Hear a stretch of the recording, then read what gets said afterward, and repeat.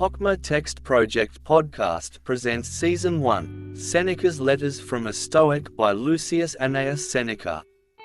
Translated by Richard Montgomery. Letter 98 on the Fickleness of Fortune.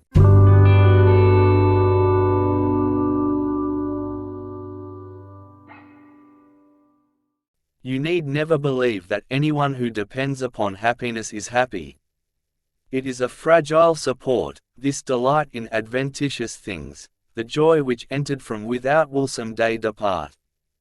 But that joy which springs wholly from oneself is leal and sound, it increases and attends us to the last, while all other things which provoke the admiration of the crowd are but temporary goods. You may reply, what do you mean? Cannot such things serve both for utility and for delight? Of course. But only if they depend on us, and not we on them. All things that fortune looks upon become productive and pleasant, only if he who possesses them is in possession also of himself, and is not in the power of that which belongs to him. For men make a mistake, my dear Lucilius, if they hold that anything good, or evil either, is bestowed upon us by fortune. It is simply the raw material of goods and ills that she gives to us, the sources of things which, in our keeping, will develop into good or ill. For the soul is more powerful than any sort of fortune, by its own agency it guides its affairs in either direction, and of its own power it can produce a happy life, or a wretched one.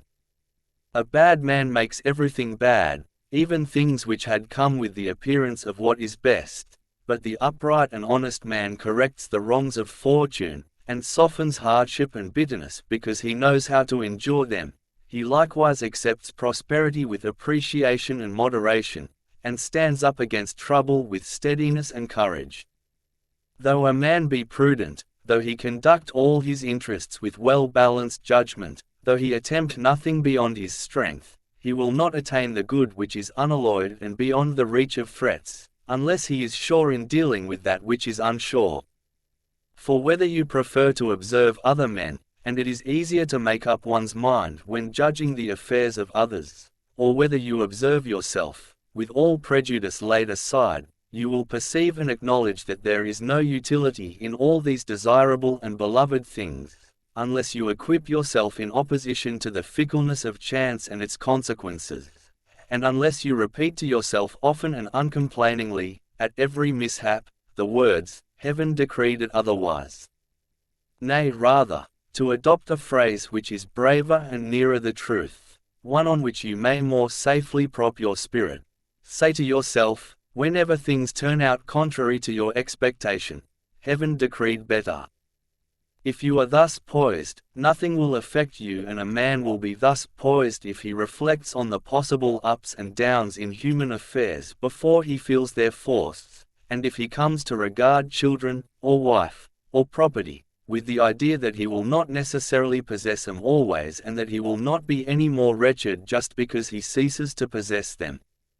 It is tragic for the soul to be apprehensive of the future and wretched in anticipation of wretchedness, consumed with an anxious desire that the objects which give pleasure may remain in its possession to the very end. For such a soul will never be at rest. In waiting for the future it will lose the present blessings which it might enjoy. And there is no difference between grief for something lost and the fear of losing it. But I do not for this reason advise you to be indifferent. Rather do you turn aside from you whatever may cause fear. Be sure to foresee whatever can be foreseen by planning. Observe and avoid, long before it happens, anything that is likely to do you harm. To effect this your best assistance will be a spirit of confidence and a mind strongly resolved to endure all things. He who can bear fortune, can also beware of fortune. At any rate, there is no dashing of billows when the sea is calm. And there is nothing more wretched or foolish than premature fear. What madness it is to anticipate one's troubles. In fine, to express my thoughts in brief compass and portray to you those busybodies and self-tormentors, they are as uncontrolled in the midst of their troubles as they are before them. He suffers more than is necessary, who suffers before it is necessary, such men do not weigh the amount of their suffering, by reason of the same failing which prevents them from being ready for it, and with the same lack of restraint they fondly imagine that their luck will last forever, and fondly imagine that their gains are bound to increase as well as merely continue. They forget this springboard on which mortal things are tossed, and they guarantee for themselves exclusively a steady continuance of the gifts of chance. For this very reason I regard as excellent the saying of Metrodorus, in a letter of consolation to his sister on the loss of her son, a lad of great promise, "All the good of mortals is mortal." He is referring to those goods towards which men rush in shoals.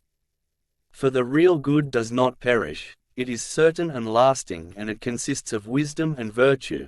It is the only immortal thing that falls to mortal lot. But men are so wayward, and so forgetful of their goal and of the point toward which every day jostles them, that they are surprised at losing anything, although some day they are bound to lose everything. Anything of which you are entitled the owner is in your possession, but is not your own, for there is no strength in that which is weak, nor anything lasting and invincible in that which is frail. We must lose our lives as surely as we lose our property, and this, if we understand the truth, is itself a consolation. Lose it with equanimity, for you must lose your life also. What resource do we find, then, in the face of these losses? Simply this: to keep in memory the things we have lost, and not to suffer the enjoyment which we have derived from them to pass away along with them. To have may be taken from us, to have had, never. A man is thankless in the highest degree if, after losing something, he feels no obligation for having received it. Chance robs us of the thing, but leaves us its use and its enjoyment, and we have lost this if we are so unfair as to regret. Just say to yourself, of all these experiences that seem so frightful, none is insuperable. Separate trials have been overcome by many: fire by Mucius, crucifixion by Regulus, poison by Socrates, exile by Rutilius, and a sword-inflicted death by Cato. Therefore, let us also overcome something. Again, those objects which attract the crowd under the appearance of beauty and happiness, have been scorned by many men and on many occasions. Fabricius when he was general refused riches, and when he was censor branded them with disapproval. Schubero deemed poverty worthy both of himself and of the deity on the Capitol when, by the use of earthenware dishes at a public festival, he showed that man should be satisfied with that which the gods could still use. The elder Sextius rejected the honors of office. He was born with an obligation to take part in public affairs, and yet would not accept the broad stripe even when the deified Julius offered it to him. For he understood that what can be given can also be taken away. Let us also, therefore, carry out some courageous act of our own accord. Let us be included among the ideal types of history. Why have we been slack? Why do we lose heart? That which could be done, can be done, if only we purify our souls and follow nature. For when one strays away from nature one is compelled to crave, and fear, and be a slave to the things of chance. We may return to the true path, we may be restored to our proper state. Let us therefore be so, in order that we may be able to endure pain, in whatever form it attacks our bodies, and say to fortune, "You have to deal with a man, seek someone whom you can conquer." By these words, and words of a like kind, the malignity of the ulcer is quieted down, and I hope indeed that it can be reduced, and either cured or brought to a stop, and grow old along with the patient himself. I am, however, comfortable in my mind regarding him. What we are now discussing is our own loss, the taking off of a most excellent old man. For he himself has lived a full life, and anything additional may be craved by him, not for his own sake, but for the sake of those who need his services. In continuing to live, he deals generously. Some other person might have put an end to these sufferings, but our friend considers it no less base to flee from death than to flee towards death. But, comes the answer, if circumstances warrant, shall he not take his departure? Of course, if he can no longer be of service to anyone, if all his business will be to deal with pain. This, my dear Lucilius, is what we mean by studying philosophy while applying it, by practicing it on truth. Note what courage a prudent man possesses against death, or against pain, when the one approaches and the other weighs heavily. What ought to be done must be learned from one who does it. Up to now we have dealt with arguments, whether any man can resist pain, or whether the approach of death can cast down even great souls. Why discuss it further? Here is an immediate fact for us to tackle: death does not make our friend braver to face pain, nor pain to face death. Rather does he trust himself in the face of both. He does not suffer with resignation because he hopes for death, nor does he die gladly because he is tired of suffering. Pain he endures, death he awaits. Farewell.